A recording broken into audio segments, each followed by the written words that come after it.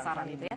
Nah, kita ke informasi selanjutnya. Ini terkait dengan penangkapan dalam sindikat narkoba yang ternyata oknum guru.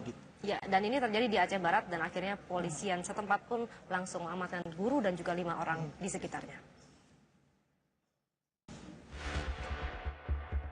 Satuan Narkoba Polres Aceh Barat berhasil membekuk 6 orang yang diduga sebagai pengedar narkoba di wilayah Melaboh.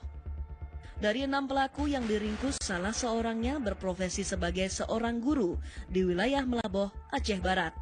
Walaupun para pelaku sempat membuang barang bukti narkoba jenis sabu tersebut, namun polisi berhasil menemukannya sehingga 6 pelaku tak berkutik saat digelandang ke Mapolres Aceh Barat.